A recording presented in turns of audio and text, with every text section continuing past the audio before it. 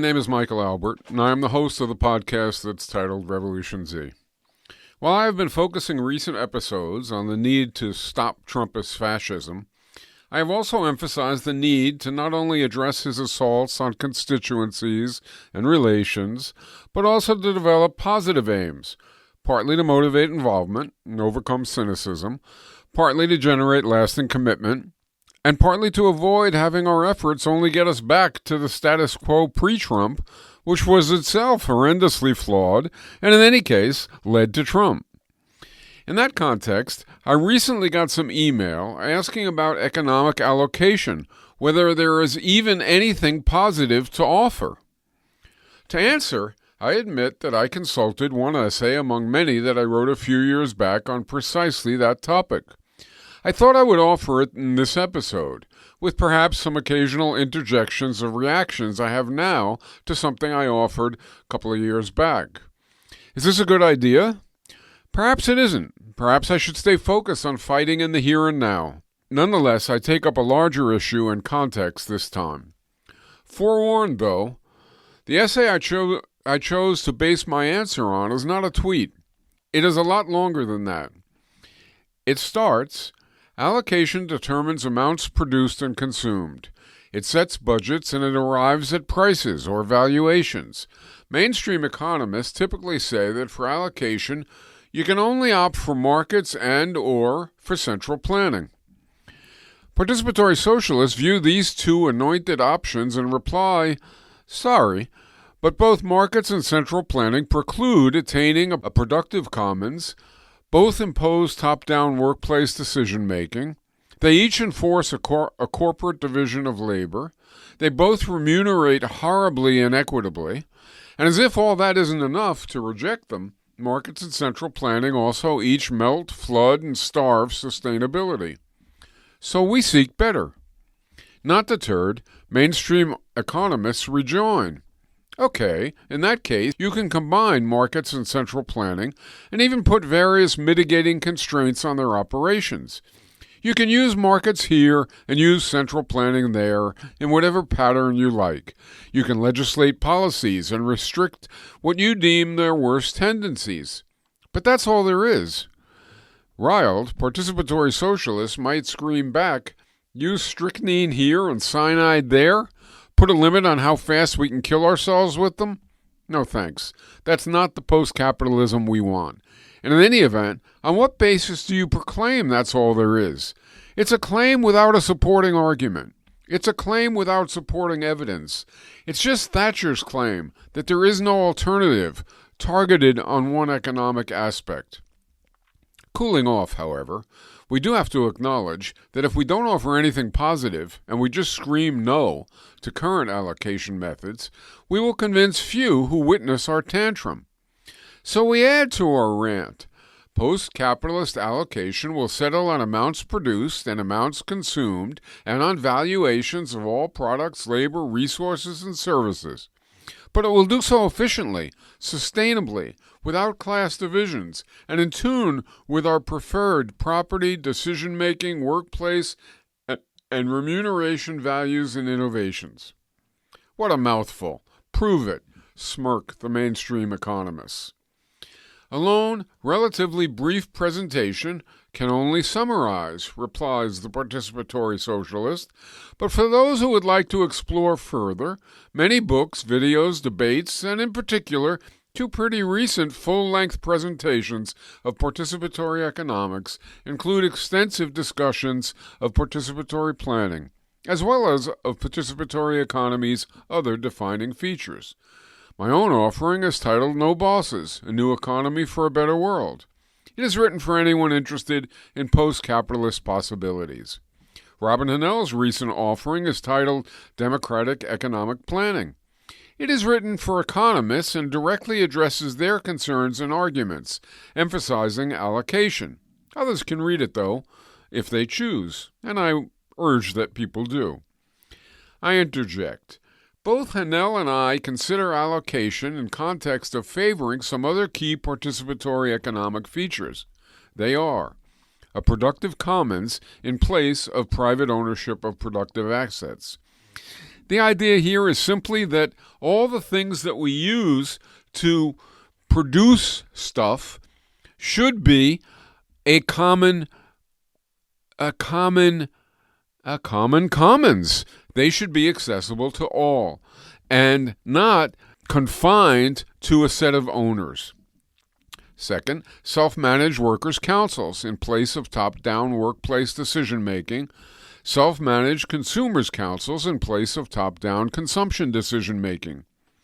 That is, we should have ways of arriving at decisions in workplaces and regarding consumption that provide what we call participatory self-management, giving people control over their decisions in proportion as they are affected by them.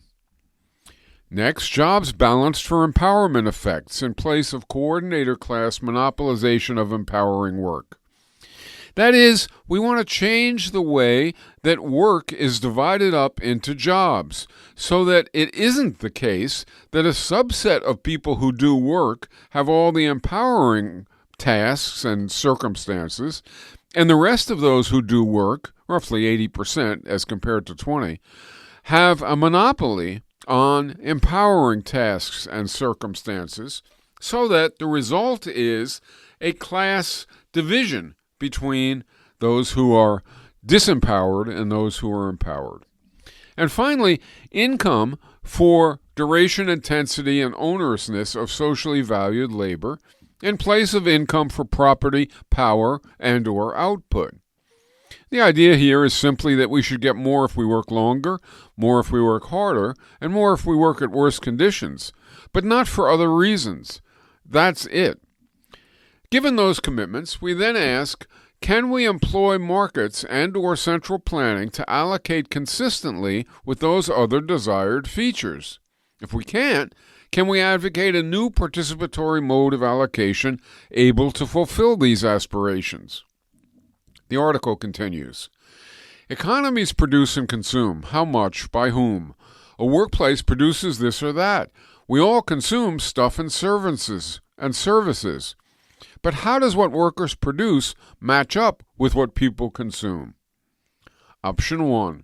Central planning has been the allocation choice of many self-titled socialists, but in our view, coordinatorist economies. Central planning is also, with only modest differences, used within massive production units like Amazon and General Motors to allocate millions of products and hundreds of thousands of workers among many divisions. In central planning, a planning agency collects and assesses information from workers and consumers and proposes inputs and outputs for all economic units. The units then consider their instructions and either carry them out or register problems they think will arise in trying to carry them out. The central planners assess the predicted problems and issue new instructions if they feel that necessary, and the cycle repeats until planners no longer seek new responses. In sum, down go questions to workplaces, up go answers to planners. Down go instructions, up go concerns, problems. Down go instructions, up comes obedience. Additional details to make it work maintain that fundamental logic. Many advocates of capitalism unrelentingly claim that central planning can't succeed. They say central planning confronts too much information. They say it screws up incentives. Such criticisms, however, have mostly missed their target. First, during decades of operations, at least according to mainstream economists' criteria, how did Soviet planning score? Well, to decide, we might compare the Soviet Union to countries with comparable development from its inception, and then over the next 5 decades. Consider, for example, the USSR and Brazil. The Soviet outcomes were superior in output, development, and many other indices. Second, as noted above, huge U.S. firms, in many cases economically larger than small countries, have used central planning to internally allocate their workforces and resources among their units for decades. And again, at least by mainstream standards, they have done this rather effectively. But if central planning can get things produced and distributed, which it can, then why not use it for our own post-capitalism? In central planning, workers and consumers ultimately abide instructions that planners generate. A narrow decision-making top commands a wide decision-obeying bottom. There is no self-management. More, central planners don't want resistance from local units. Central planners are coordinator class, they are the empowered class, and want to communicate with others in the coordinator class. This is who they understand. This is who understands them. This is who shares their interests. For that reason, we find familiar corporate hierarchy and centralized authoritative decision-making in centrally planned economies. Central planning disallows balanced job complexes and self-management. Even if planners are at first honest advocates of workers' power, over time they come to see themselves as more responsible and more important than workers. They begin to reward themselves and people like themselves more than the workers they command. Why people like themselves? Because the justification for the planners' higher incomes becomes their greater education, training, skills, connections, and decision-making responsibility. And to be compelling, that justification has to be honored for all who have those credentials, which means not only for those who centrally plan, but also for those who are empowered within local units. In other words, the central planners need local agents who will hold workers to norms the central planners decide. Local agents must be locally authoritative. Their credentials must legitimate them and must reduce other actors to relative obedience. Central planning thus welcomes coordinator class rule over workers. It compels worker subordination not only nationally, but in each workplace. Coordinators monopolize empowering circumstances. They dominate agendas and decisions. They aggrandize themselves, ostensibly, but not actually, in everyone's interests. Coordinators see workers below as childlike subjects to be ruled and at best aided. Workers do disempowering tasks. They follow agendas others set, obey orders others issue, and suffer limited incomes. In short, central planning violates our post-capitalist aims. For that reason, advocates of participatory economics, and nowadays most other anti-capitalists as well, reject central planning. I interject. This critique of central planning is quite widely, though not universally, accepted by anti-capitalists. I sometimes wonder why when a person accepts our critique of central planning, they don't accept our critique of markets, which are, I would argue, even worse. At any rate, the article continues. And so, what about option 2, markets? Many anti-capitalists support, or at least grudgingly accept markets, but it turns out that markets also violate our post-capitalist aims. First, markets reward output and bargaining power, instead of only duration, intensity, and onerousness of socially valued work. With markets, you get what you have the bargaining power to take, not what is ethically and socially warranted. If I have a monopoly on resources, equipment, venues, connections, information, or skills, or even on inclination to rule, I have more bargaining power and I get more. Similarly, if I am white or male and society is racist or sexist, I have more bargaining power and I get more. Markets obliterate equitable remuneration. They enforce grotesque income differentials. Second, markets force buyers to try to buy cheap and sellers to try to sell dear. Buyers and sellers seek to fleece one another as much as possible to ensure their own advance. With markets, we get ahead at the expense of others, or we get left behind to the benefit of others. We do not cooperatively benefit along with others. In market systems, being nasty pays. Gouging consumers, dumping waste, and repressing workers all pay. Markets pressure us to be less than who we should be in order to have more than we should have. Markets generate antisociality. They do not generate solidarity. Nice doesn't pay in market competition. Markets provide very strong incentives to be egocentric, self-seeking, and antisocial. Markets provide very strong disincentives for caring about others and about society, not to mention the planet. Third, markets explicitly produce dissatisfaction because only the dissatisfied buy again and again. For example, planned obsolescence makes the consumer dissatisfied with the product he or she already has. As the General Director of General Motors Research Labs, Charles Kettering, who regularly introduced model changes for GM cars, put it, business needs to create, quote, a dissatisfied consumer. Its mission is, quote, the organized creation of dissatisfaction. Does anyone not feel this in their own lives? Does anyone not see it in, quote, advertising signs that con you into thinking you're the one that can do what's never been done, that can win what's never been won? Fourth, and of incalculably massive consequence, prices in a market system are best take into account only the impact of work and consumption on the immediate buyer and seller, but not the impact on those peripherally affected, including, for example, those affected by pollution, or, for that matter, by positive side effects. Only direct buyer and seller enter into the market exchange, not those affected at a distance. This means markets routinely violate ecological sustainability and demolish environmental stewardship. They deal with cars, plastics, and everything else in a manner that ignores impact on the environment and on humanity writ large. As a result, markets subject all but the wealthiest communities to a collective debit in water, air, sound, and public availabilities. Markets despoil ecology and deny life. Markets are a suicide machine. Fifth, and far less often noticed, markets produce decision-making hierarchy, not self-management.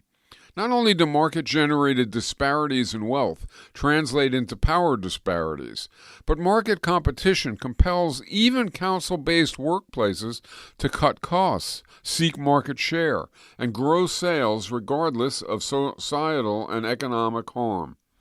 Though it is a little more subtle to see than other incandescently obvious market failings, to stay afloat against market competition, even workplaces that initially adopt self-managed councils, equitable remuneration, and balanced job complexes have no choice but to increasingly figure out what costs to cut and how to generate more output, each at the expense of worker and even consumer fulfillment.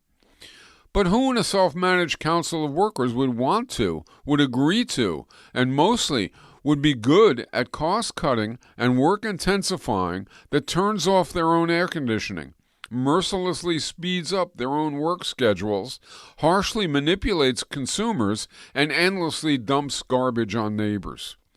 It turns out that to pursue these and other similar competitively imposed antisocial paths sufficiently aggressively, competitive firms will feel pressure to insulate some employees from the discomfort that cost-cutting and speed-up imposes, and to cause them to feel superior to others, so that such elevated employees will propel competitive cost-cutting, speed-up, and dumping at others' expense. In other words, to cut costs and otherwise impose market discipline, even if a workplace starts with councils and balanced jobs, market logic perverts personal motivations and causes a coordinator class to emerge above workers, which obliterates self-management and equity and accrues ever more power and income to itself. That is, under the pressure of market competition, any firm I work for must try to maximize its revenues to keep up with competing firms. If my firm doesn't do that, including dumping costs on others and speeding up work intensity, then it dies. So we must try to dump our costs on others. We must seek as much revenue as possible, even via inducing excessive consumption. We must cut our costs of production as far as we can, including by reducing comforts for workers, while unduly intensifying labor. Forget about workplace daycare. Forget about better work conditions. For your own good, say the coordinators to the workers. We compete. Less loudly, they think, for we coordinators to relentlessly impose all these conditions on the rest of you workers for market success We elevated ones, we bosses, have to not suffer the pains our choices induce. We have to come to think we deserve the better outcomes that we enjoy. We have to come to think you workers deserve the worse outcomes that you suffer. We coordinators look around and think we rule, we get more, because we deserve it. It's who we are. You obey, you get less, because that's who you are. Look anywhere, look everywhere. It is life and life only, the Amazon way. It's the American way. It bears repeating. Consider a firm initially committed to self-management and even to balanced job complexes. If it operates in a market context to compete viciously, market competition will over time impose a necessity to hire folks with the kind of callous and calculating minds that modern business schools produce. Suppose you and I work in a firm with others like us. We are anti-capitalist. We want self-management and equity. Despite these humane desires, market pressures force our firm to compete. We too, ourselves, compete in our transactions. To compete effectively as a whole workplace, we give new callous business school-bred employees air-conditioned offices and comfortable surroundings. We then say to them, okay, cut our costs to ensure our livelihood. In other words, even in such hopeful, change-seeking circumstances, markets cause us to impose on ourselves a coordinator class, not due to natural law, and not due to some internal psychological drive, but because markets force us to subordinate ourselves to a coordinator lead, so that our workplaces don't lose market share and revenues and eventually go out of business.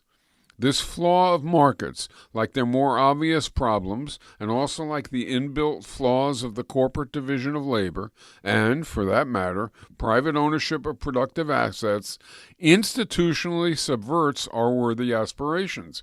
We can't just jettison private ownership by capitalists, or even just private ownership by capitalists and monopolization of empowering work by coordinators. We must also jettison markets. Some economists will claim that all these market failings are not produced by markets per se, but only by markets that haven't attained a condition of perfect competition. But this is a bit like saying that the ills associated with ingesting arsenic occur because we never get pure arsenic, but only arsenic tainted with other ingredients. On the one hand, calling for perfect markets ignores that in a real society there is literally no such thing as frictionless competition. So, of course, we will always get imperfect markets. On the other hand, and much more important, it ignores that the harmful effects of markets do not diminish when competition is made more perfect. They intensify. Historically, the closer economies come to a pure market system, without state intervention, with as few sectors as possible dominated by single firms or groups of firms, and with as few unions as possible, the worse the social implications have been. For example, there have rarely, if ever, been markets as competitive as those of Britain in the early 19th century. Yet under the sway of those nearly perfect markets, young children routinely suffered early death working long days in the mills of the time. The point is, well-functioning markets do get various economic tasks done, but they do not promote humane excellence in any form. They do not resist, and they even fiercely facilitate, material, cultural, and moral depravity. As a result, to attain an economy able to sustainably deliver equity, solidarity, diversity, and self-management, we have to reject private ownership of productive assets, authoritarian decision-making, a corporate division of labor, and remuneration for property, power, or output. And we also have to reject markets as a tool of allocation. This may seem hard to even imagine, but if we are serious about our aims, we can't escape the conclusion. We can't sensibly reject exchange per se. We can't sensibly reject allocation per se. But we can, and we need to recognize that even without private ownership of means of production, markets and central planning each subvert equitable remuneration, They annihilate self-management, they horribly misvalue products, they grossly violate the ecology, they relentlessly impose antisocial motivations, and they unavoidably impose class division and class rule. I interject. The above discussions of central planning and markets are arguments, in each case to reject the discussed form of allocation. The claims made are either right or they're wrong. If they are right, they mean we ultimately need a new form of allocation for any economy worth fighting to implement. This is a serious assertion. If we take it seriously, we have to assess it, and, if found true, we have to act on it. It's like rejecting anything else. If we reject, we have to come up with a better alternative. The article continues. The point is, particular institutions, in this case markets and central planning, have role attributes that violate our aims. The same is true for the corporate division of labor and for private ownership of productive assets. The roles of all three violate the values we favor. And that is why we have to figure out how to transcend them all, including how to transcend markets and central planning. To round out a new economic vision, we must therefore conceive a mechanism that can arrive at and efficiently communicate accurate information about the true individual, social, and ecological costs and benefits of economic options. Give workers and consumers influence over choices proportional to the degree they are affected, promote solidarity, facilitate equity, support balanced jobs, properly attend to ecology, and ensure classlessness. To use economic terminology and more or less, quote, U.S. military lying self-promotion, we need economic institutions that incentivize and thus produce the best people that people can be. Goodbye inequity and class rule, goodbye markets, goodbye central planning. What else can you show me? That's a big question, but one any anti-capitalist needs to answer. Otherwise, we will fall back on markets or central planning, and they will subvert all else that we seek. So we are back at the question I was asked that provoked this very temporary step away from addressing how to fight Trump. For allocation, do we have anything positive to offer?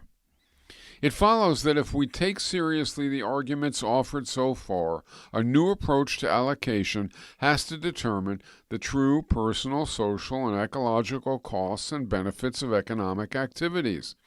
And it has to facilitate workers and consumers using those true measures to settle on inputs and outputs of production and consumption.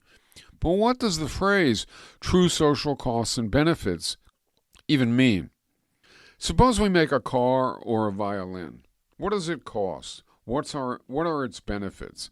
We need to answer these questions because if we don't know the full costs and also benefits of producing the car or violin, and we don't know the full benefits and also costs of its later consumption, how can those affected decide if it is a good idea to make the car or violin instead of making something else with the labor, tools, resources, and intermediate goods required? For example, instead of making public transportation or more guitars. Likewise, if we don't know their full costs and benefits, how can we decide if overall we want more or fewer cars or violins? One thing to note is that allocation should account for implications well beyond what current owners of automobile or violin plants account for. Current owners want to maximize profits while retaining the means to accrue those profits to themselves. Capitalist institutions impose and enforce these motives. Current owners do not seek societal well-being, workers' well-being, or the planet's well-being. Information about all that is not on their agenda. Their notion of efficiency takes no account of benefit or cost to society, workers, or the planet. Their position as owners and market competitors means they seek profits or they are replaced. The only information they care about is what bears on seeking profits. Owners' lives identify with profit-seeking. Owners see assaults on profit-seeking as assaults on their lives. Accounting in a market system tracks charges for inputs, output per hour, and revenue from sales, but it ignores worker pleasure and pain and environmental cleanup and degradation. For a worthy post-capitalism, we should want all actors to pursue solidarity, equity, and self-management. We should want economic activity to meet the needs and develop the potentials of workers, consumers, and bystanders. Consider making cars. We should want car workers' roles to propel them to account for their own well-being, and also consumers, neighbors, societies, and ecological well-being. And we should want car workers' circumstances to provide them the information and skills needed to successfully pursue those concerns. Currently, owners of automobile plants take into account the amount they have to pay to get steel, tires, technologies, housing, and electricity, and the wages they have to pay, and any significant effects on their balance of power, and thus on their ability to keep grabbing their preferred giant share of revenues. Owners pay attention, that is, to what affects their narrow market-imposed agenda, which is profit or surplus seeking. And short of resisting, current workers lack the opportunity, information, capacity, and even legality to pursue anything other than orders delivered and means to obey them. In contrast, without owners, we should want all car workers and car consumers to take into account the costs of producing, transporting, and consuming cars, including positive and adverse impacts on workers, consumers, bystanders, communities, and the environment. It follows that what we mean by true social costs and benefits should be an accurate measure of the personal, social, and ecological gains and losses associated with the production and consumption of a car, or of any other product, including effects on social relations, effects on the material, moral, and psychological condition of workers, and effects on communities, consumers, and the environment. Worthy allocation should therefore allocate resources, labor, and the products of labor in a flexible manner that takes into account all these matters and is also able to realign in case of unexpected crises or shocks. Worthy allocation should not homogenize tastes. It should abide and even promote diverse preferences, even as it preserves privacy and individuality. Worthy allocation should not pit actors against one another as competing buyers and sellers or class antagonists. It should engender sociality and solidarity. Worthy allocation should operate without class division and class rule. It should facilitate equity and classlessness as it meets the needs and develops the capacity of all workers and consumers. Worthy allocation should operate without authoritarian or even disproportionate influence for a few people. It should foster self-management for all. And finally, in deciding what to do with any particular asset, whether it is people's labor or resource like land or oil, or a tool like communications technology, worthy allocation should take into account the true and full personal, social, environmental effects of contending choices. It should attain the ends we seek without wasting means we value. To simultaneously accord decision-making influence to all who are involved in proportion as they are affected is clearly no little ambition, given that virtually everyone is affected to at least some degree by each decision made in an economy. So that in any institution, whether a factory, university, health center, or whatever, many interests need to be appropriately represented in decision-making. There is the workforce itself, obviously affected by their actions each day. Does their work exhaust and deaden or uplift and inspire them? There is the community in which the workplace is located. Is it polluted or is it respected and even enriched? There are the users of the produced products or services. Do they benefit from what they receive or lose because labor and inputs were not put to a different use that they would have preferred? For example, if society is making cars instead of public transport, I may gain from having a car, but I may lose more due to the lack of public transport. If society is making tanks and missiles, I may be told that I am gaining safety and bad guys are being weakened, but I will certainly lose due to gargantuan productive capacity going to war and to waste, murder and destruction, instead of to schools, hospitals, housing, parks, and infrastructure. We know that to have self-management of economic life, we have to have new institutions that replace owners. Out with the old boss. But we also know that we have to have new institutions that ensure that the disproportionate influence and distorted motives that private owners held are not morphed a bit and handed on to a class of coordinators who leave workers still subordinate. In with the new boss, out with the old, in with the new.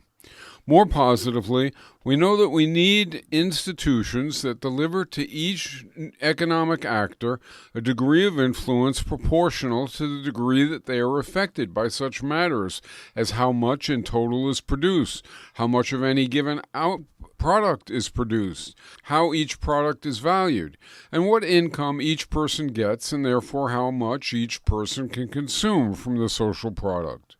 For all these reasons, we not only need self-managed workers and consumers' councils, we also need allocation connections between workers and consumers' councils that preserve and enhance informed, insightful, self-managed decisions. And so we have described our post-capitalism allocation task if we are to have allocation augment rather than subvert equitable remuneration, balanced job complexes, and self-management for both workers and consumers. And so we can now ask, what actual allocation institutions can accomplish all these aims?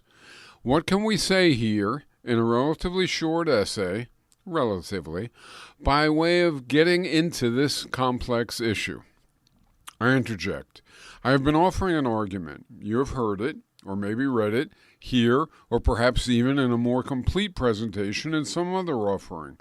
No matter which, well, if you find it wrong, you see an incorrect assumption, or you see a leap of false faith, or you see some illogical assertions, you should dismiss it. But if thinking it over and examining fuller presentations as well, you don't find holes in the claims and consequences offered, if it proves to be logical and well-founded, then when assessing what an economy needs for it to be worthy of your advocacy, you have to provide a vision with the indicated qualities. And if you can, you then should advocate that. That was the conclusion Hanel and I reached decades back. I think it still follows and will follow unless and until someone compellingly rejects the case. The article continues. Suppose in place of top-down allocation via centrally planned authoritative choices, and in place of competitive market allocation by atomized competing buyers and sellers, our economy could arrive at informed, self-managed, cooperatively determined inputs and outputs by way of socially interconnected actors. And suppose for each of these interconnected actors, we could opt for them to have influence over decisions in proportion as choices affect them.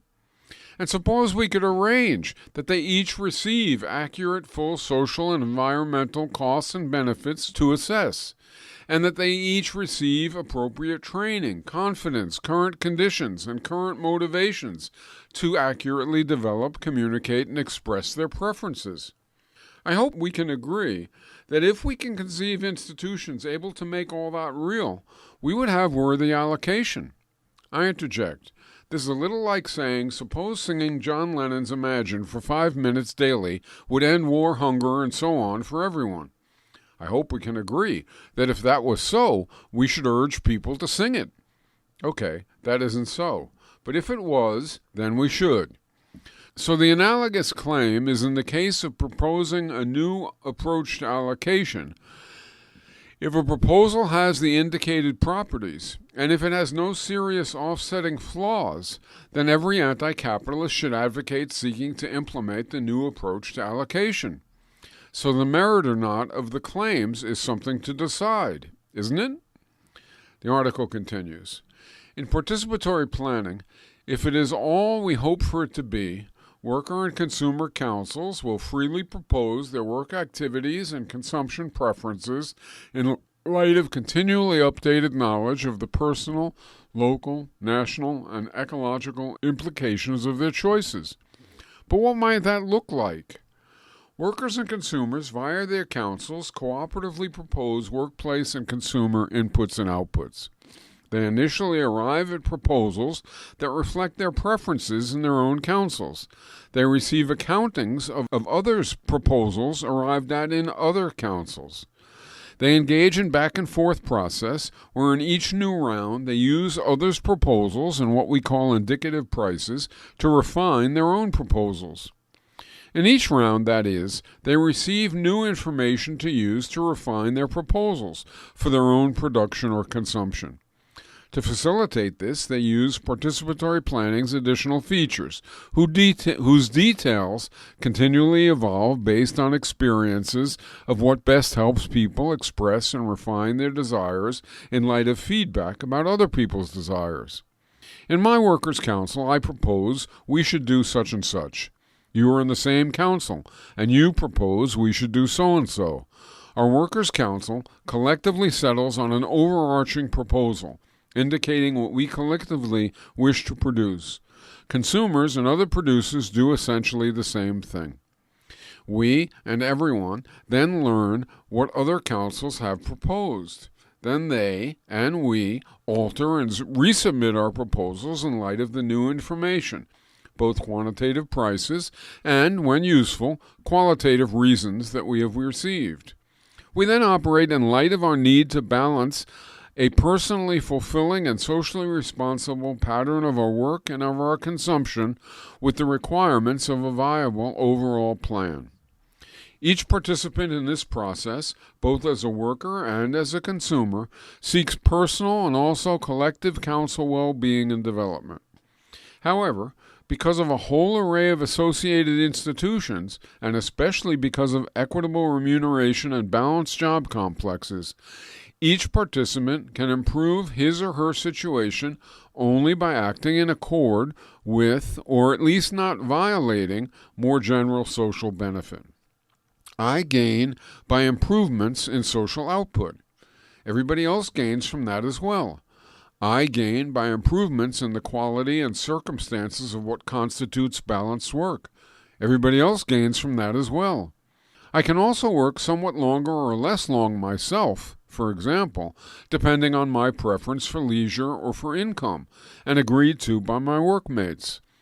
And when my work is socially valued, which it has to be remunerated, my pursuing that choice wouldn't hurt anyone else. When workers and consumers express their individual and collective preferences and hear back the sums and averages of proposals from all others across the economy, as well as receive updated estimates of what will wind up relative valuations or prices of everything they use or want, as well as access to qualitative information when it is desired, the new information leads them to make new proposals in a sequence of cooperatively updated refinements until settling on a plan. As in any economy, for consumers to propose what they want for their share of the social product, they must take into account their expected income, which in our post-capitalism is proportional to the duration, intensity, and onerousness of their socially valued labor.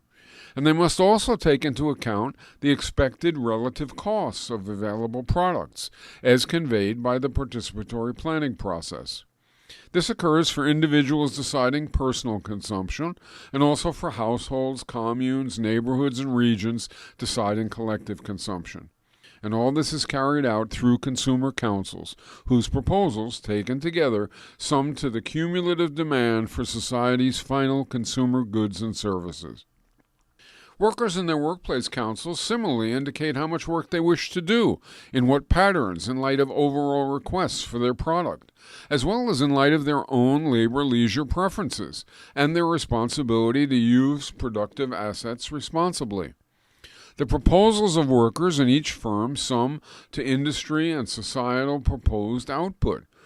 While workplace proposals are collective for the whole workplace, they are arrived at with input from each individual in the workplace. Both proposed supply from workers and proposed demand by consumers, who are largely the same people in different roles, are refined, each in light of the other, and in light of the continually refined evaluations, or what's called indicative prices, during the multi-round planning process. The trajectory of revisions finally establishes true social and ecological costs and benefits.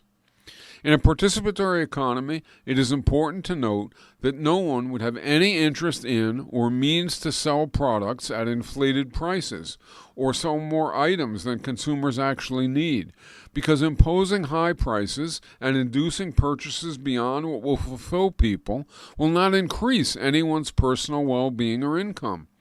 Income depends instead on duration, intensity, and onerousness of socially valued, not unwanted, wasteful, or unproductive labor, and not on output or revenues. That is, even if a workforce in some workplace could somehow finagle some false inflated price for what it was selling, or could somehow use some sort of manipulative technique to trick consumers into buying more than they could really benefit from, the income of each of its workers would not thereby climb, since one's income doesn't depend on overall volume or value of sales. On the other hand, producing too little or too poorly or wastefully for the work to all be socially valuable, given the labor and resources involved, would diminish each worker's income. There is therefore reason to meet needs and to utilize and develop potentials, but not to do other than that. Why would I want to produce something, applying my time and energy, that wasn't actually going to benefit folks? I wouldn't.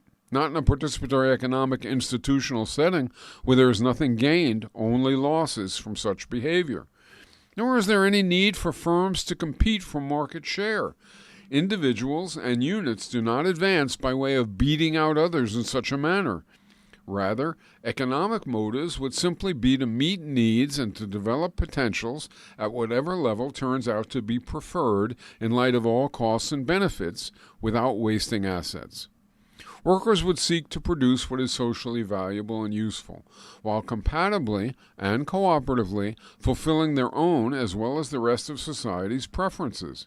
And this would be true not because workers are suddenly saints, but because with sensible institutions, cooperation would benefit everyone and waste would harm everyone.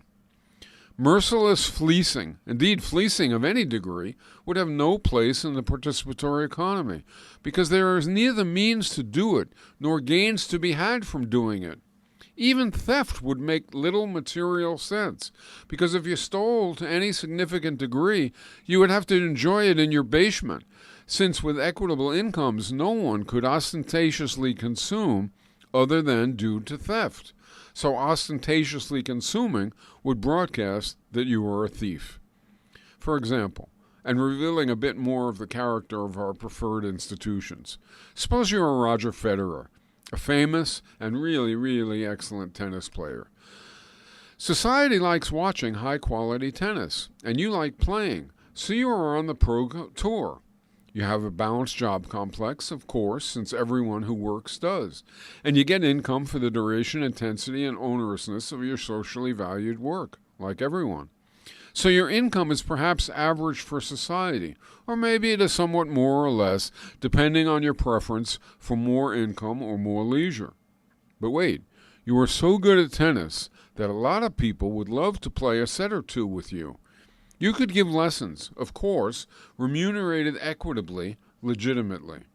But given your incredible talent, you want to earn lots more.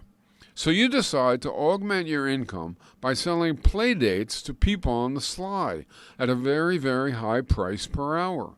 Can you do that? And will you in fact want to?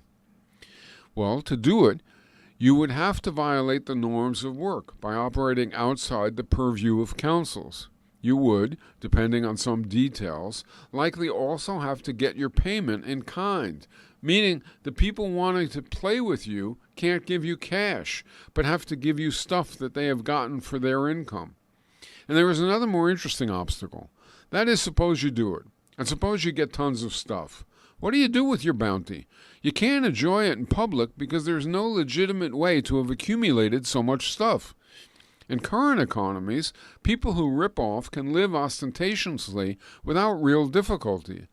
In an equitable society, you would have to enjoy your bounty in your cellar, because to enjoy it in public would immediately reveal that you have gotten it by violating norms, since there is no legitimate way to get such excessive income. And there is even more. Where do you get all the tennis balls you need and the courts to play on? The tennis councils are not going to allot it for antisocial behavior. Without belaboring unduly, beyond the bare outline of key features that we have been presenting, the example offers a brief look into a particular unexpected implication of participatory planning and participatory economic operations. And there are many more such positive implications. But let's get back to the characteristics of our hoped-for participatory planning. Workers and consumers, separately and collectively, utilize various communicative mechanisms developed for the purpose to communicate their proposals for desired production and consumption. Cooperative refinement of their proposals into a shared overall plan in turn occurs via a series of planning rounds. Every individual and collective is responsible for making their own proposals. In doing so, each participant has an interest in effectively utilizing productive potentials to meet needs because everyone gets an equitable share of the overall social output. I interject. I know this is a lot to grasp, a whole hell of a lot to grasp. It's a lot even to listen to. But maybe it deserves your time and effort. If we want to transcend capitalism, we have to acknowledge that figuring what we want in its place will take some effort, and that it will be necessary if we are to wind up where we wish to go, and, for that matter, if we are to have sufficient motivation for the journey. The article continues. Imagine a population. It produces what we call the social product. Each person can get what turns out to be an average share of that product, say, or can arrange to work longer or harder or under worse conditions due to wanting a little more income, even at the cost of the extra effort. Or, conversely, could arrange to work a little less long or less hard or at better conditions due to wanting to exert a bit less, even at the cost of receiving a little less income. A key observation is that the effort we contribute and the associated income we get are connected for everyone. They together impact our economic well-being. They determine the combined benefit and cost to us of what we do and what we receive, with that sum being effectively the same for everyone. This hypothetical population is exactly the population of our revolutionized economy. Every participant would have an interest in effectively utilizing productive potentials to meet needs because everyone would get an equitable share of the overall social output. When the total rises, my piece of the total rises, as does everyone else's. Each person would also favor workplaces and all of society making investments that reduce drudge work and that improve the quality of society's average balanced job complex, because that is the job quality that everyone, on average, enjoys. The logic is the same as for income. Our interests entwine.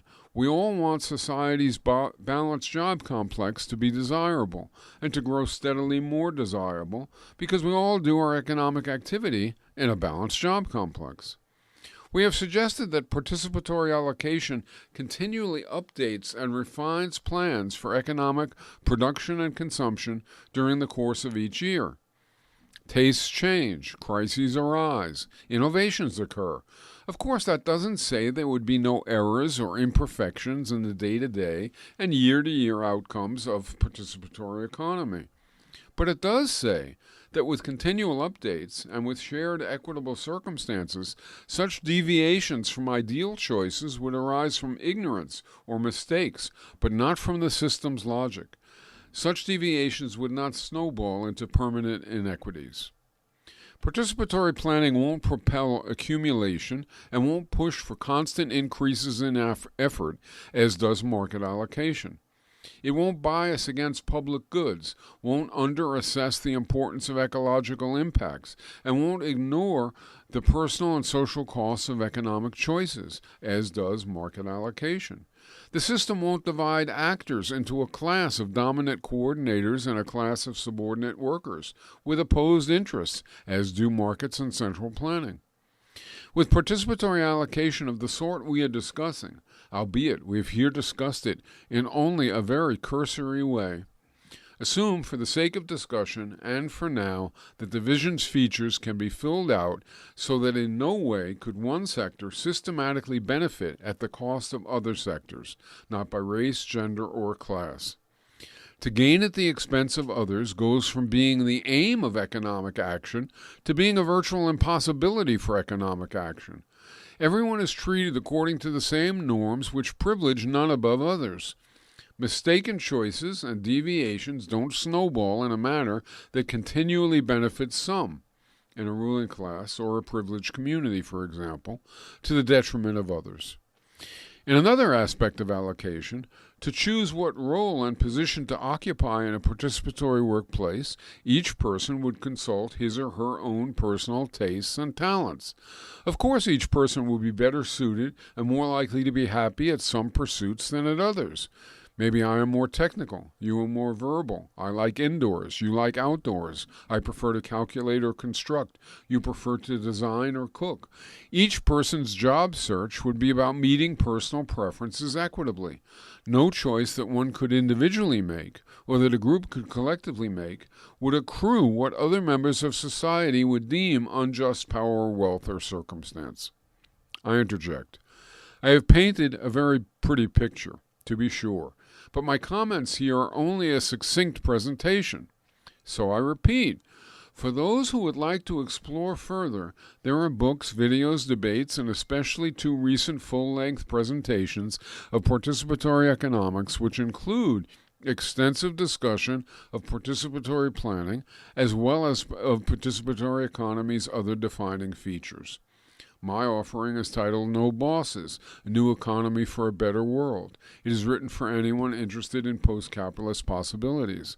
Robin Hanel's offering is titled Democratic Economic Planning. It is written for economists and non-economists who are driven to comprehend more and directly addresses their concerns and arguments. The article continues. The bottom line is this. Participatory institutions propel us to frequently be whoever we wish to be, consistent with everyone else doing so as well. My well-being becomes a condition of your well-being. Your well-being becomes a condition for mine. That is the essence of participatory economics and participatory society. Do we want that? Or do we want poverty and hardship for most, gilded cages for some, and a slip-slide to moral and ecological oblivion for everyone? That was the end of the article. Why did I write it? Why did I do this episode? And other episodes I have done earlier regarding property, division of labor, and other features. Not to earn income, not to fulfill some kind of contract, not even to feel good. I wrote this some time back, and I presented it anew for this episode, like I have written many, many other articles and a bunch of books, hoping to elicit either reasoned rejection that would provoke new explorations to find better post-capitalist vision, or to provoke reasoned support, so that people wishing to transcend capitalism would escape the false claims of markets or central planning and of private ownership, corporate divisions of labor, top-down decision-making, inequitable remuneration, and class division, and instead advocate their opposite. Truth be told, as you know, that hasn't yet happened, not even on what we call the left. Why not? One explanation is that I and others who favor participatory economics have just wasted your time, and that we have done so repeatedly with every visionary podcast, article, interview, talk, and book we have offered for nearly 50 years. Maybe it has all been undertaken for a flawed vision that is either unimplementable or, if one, would be saddled with harmful and even devastating consequences. Okay, I don't think either is the case, but I certainly have to acknowledge that they might be.